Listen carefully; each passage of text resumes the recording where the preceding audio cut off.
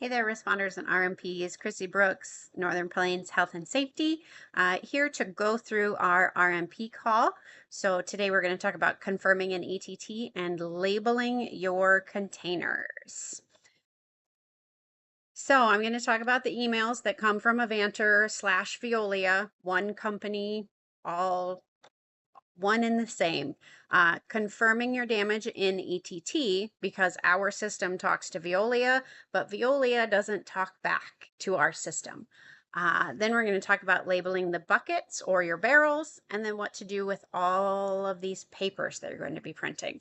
If this is something that you already know how to do, you already know how to confirm, you know how to do the labeling, you're very confident with all of that, you're confident with your files, awesome. Skip to the end, record your attendance. Not going to hurt my feelings. I'm happy that you know what you're doing.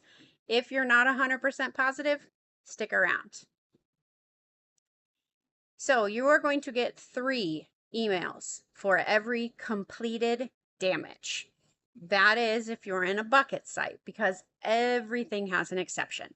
So if you're in a bucket site, you are going to get the full container report, the damaged material confirmation report, and the waste program container label information page. The full container report, we want to print 2. The confirmation, we only need 1. And the waste program container label information, we're going to need 2 of those as well.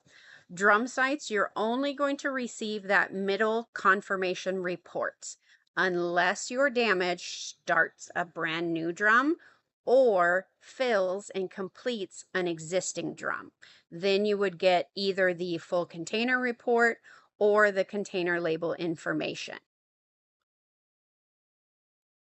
So I need to confirm this damage in ETT. I've gotten the confirmation page from Veolia. I printed 1 copy out of my email. How do I confirm it? So we're going to start by going to our main ETT page, Hazmat Input. Then we're going to come over here to Search and Update US. We're going to click on that, and that's going to pop this screen up right here. We want to search by incident, DMN temporary ID number. This drop down is going to be United States. This little box right here is your SLIC number. And then this is where you're going to put your temporary ID number. Then once you got your temporary ID in, this page is going to pop up and it's going to have your damage listed right here. You're going to click on that gray arrow, which is going to open up this page right here. And you want to, it's going to open up to the incident tab. You want to click 1 over on the DMN tab, and then it's going to list all of the DMNs that are associated with this particular damage. So this one only has 1 DMN that's associated with it. So I'm going to click on that gray arrow and it's going to open up my DMN. Then in the bottom corner, you have these buttons of your DMN. So it's going to give you your whole DMN. You're going to scroll all the way down to the bottom and you're going to have these 4 buttons. We want to confirm our DMN. So we're going to click on confirm, and then this little window right here is going to pop up when you confirm your DMN. All of the information that you need to fill this page out is on your confirmation page that you printed from your email. So in this instance, we would click accepted. Then we're going to find our permanent ID right here on our full container report.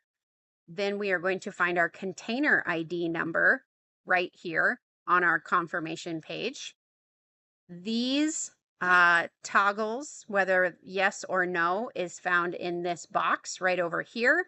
This one has been accepted. It looks like it's DOT and it is federal regulated, not state regulated. So we would do yes, yes, no. And then this drop down right here is for your hazard class. Your DOT hazard class is right here, right underneath your permanent ID. So we need to fill in all of these fields, and then right about here on this little pop-up is a submit button. Then once it's submitted, it's just going to go right back to your DMN page. So you're going to end back up on this page right here that lists all of your DMNs. Now, as you are backing back out of it, you want to use the buttons along the bottom: return, cancel, new search. Don't use the X's in the top corner. Don't use your X's that are going to be up here like we're so accustomed to, because that will lock that DMN and you won't ever be able to get back into it. It's not permanent, but it's for 24 hours, and it's a pain if you need to get in and look at it or edit it or whatever. So always, always, always, when you're in ETT navigating around, use these buttons along the bottom, not your X button that's up in your top right-hand corner. So once we have our confirmation done in ETT, we are going to sticker our bucket. We are going to start by filling out our orange permanent ID labels. They come in a 3-pack. So you're going to fill out 3 labels with that permanent ID. So this one is 000016. We're going to write that on 3 of our orange permanent ID labels. Then we are going to grab a black container label. It's a little bit bigger than an index card, maybe like a 4x6 index card size. And it's just a blank white label that says container ID across the top of it. We're going to write that entire number. So the beginning of that number, 579901, is the generator number with Veolia that is specific to this location, to our Lincoln, Nebraska location. So your number is going to be different than this. And then the numbers following it are your number of buckets that you've created. So this is the 15th bucket that they have created. Sometimes they get messed up. So as you can see, this is permanent damage number 16, but it's bucket number 15. So there was probably something along the line that got canceled or whatever the situation is. They don't always match up. In fact, most of the time they don't match up. Then once we've got that container ID label, we're going to move on to our next step. Our next step is going to be, we're going to be working with our container label information form that looks like this. It might have this hazardous waste, or it might say non-regulated waste.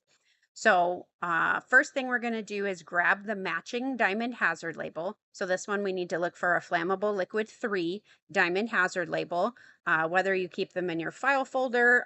A lot of times your hazmat auditor has them, or you might have your own supply, your own roll of them that you use. Whatever the situation, grab one of those. And then you also need to, either out of your black box or off of a roll, out of a drawer, wherever you keep your labels, grab the matching label for this, whether it's hazardous waste or non-regulated waste. This one, we would be grabbing one of the red and yellow hazardous waste. Then we are going to take our scissors. We're going to take our scissors and we're going to cut this box out. We need to cut the whole thing all the way from generator information down to whatever those last words are. This one is ignitable, because that's the danger trigger word for this chemical, is ignitable. So what this lists here is all of our generator information. It has our EPA ID number on there. It also has our accumulation start date. So this bucket was created 8/31 of 2023. So if this bucket was still in one of our facilities, we would want to be asking why hasn't Veolia come and picked this up? Because it's a very small quantity generator. Remember, we can only generate for 365 days. So this bucket would need to be picked up ASAP. Then it's also got what the product contains inside of it, and then it's got its danger word. So we need to cut all of that information out. And then, like it's shown on this next slide, we're going to cut it out, and then we're going to physically tape that piece of paper to these open boxes on our sticker. Whether it's non-regulated or hazardous, we're going to cut this out, then we're going to tape it onto that non-regulated waste label. We're also going to get out diamond hazard labels, or excuse me, it's been a day. We're going to get out orientation arrows as well. So we've got our diamond hazard label, we've got our container ID number, we've got our permanent ID number, we've got our non-regulated waste sticker that we have cut this portion out and taped it onto the sticker, and then we've got our orientation arrows. So we are ready to sticker our buckets. And I have done this YouTube video for you guys. It is actually also in my YouTube channel, but I am going to play.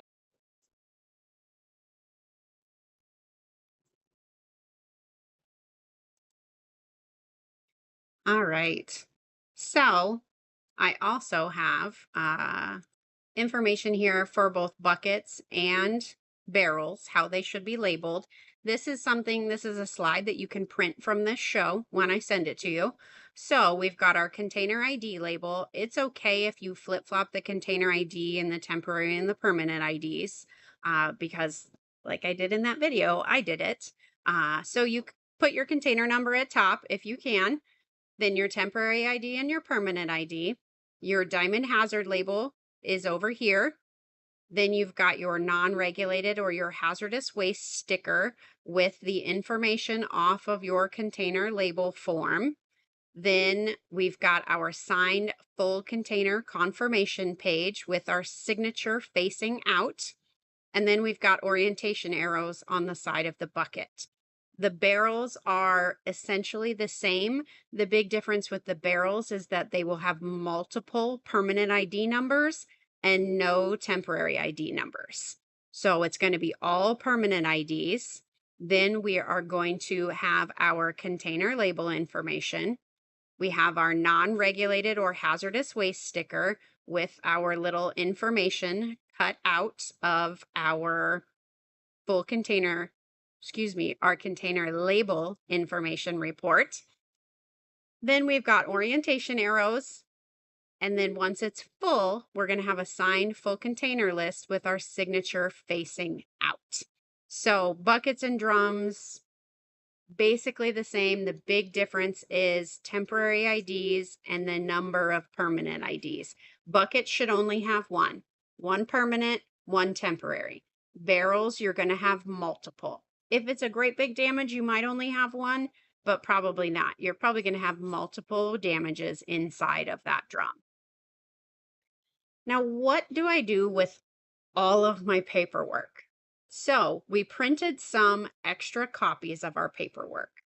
The last permanent ID sticker that we have is going to go on the outside of our file folder. So we should have one on our bucket or our barrel, one on the gooseneck of our bag, and then the other third one goes onto our file folder. We're going to put the signed copy, the second signed copy of our full container report. The first one went on the bucket or the drum. This one is going to be signed and go into our file folder. Then we are going to put our confirmation page that we use to confirm an ETT. We are going to put that into our file folder. Then we are going to put the container label information form. So the form that we got our, whether it's non-regulated or hazardous waste and what our diamond hazard label should be, that's going to go into our file folder. And then your file folder is going to move from the unconfirmed section into the confirmed section of your files. Some facilities have drawers, some facilities have file boxes. It really doesn't matter what you've got. You just want to make sure that you're going from the unconfirmed section to the confirmed section. So if you are a very small quantity generator and you do buckets, you should have a minimum of 4 pieces of paper in your file folders. You should have your original DMN that you submitted to Veolia, your page confirmation page that you confirmed an ETT with, your container label information page that you stickered your bucket with, and your container full container report that is signed, your closed container report. So drum sites, you might only have 2 pieces of paper, your original DMN and your confirmation. Bucket sites, you're going to have 4 pieces of paper. All right, so that's it on bucket labeling and confirming. If you have any questions, please reach out. I am happy to help. Utilize this deck, save it. So when you've got a confirmation and hey, I don't remember how to do that, but Chrissy knows how. She sent it to me. So save this deck, save the YouTube link, whatever works for you so that you can come back and reference this. Please go out there and get your hypothetical done. This week we are doing Poison 6, Packing Group 3. Remember, when we're Packing Group 3, we are not prohibited. Packing Group 3, Poison 6 labels are not prohibited, but this one also throws us for a loop. It's got the reportable, and that should be a Q, RQ, not RG, reportable quantity indicated on it, which throws a whole wrench in our regular process. So make sure you're following along with that, reading correctly, and getting that all done. All right, so everybody's favorite slide. You can link your attendance here. Let me move my little picture out of the way. There we go. Then you guys can get the whole QR code. I have not been sending out an attendance report.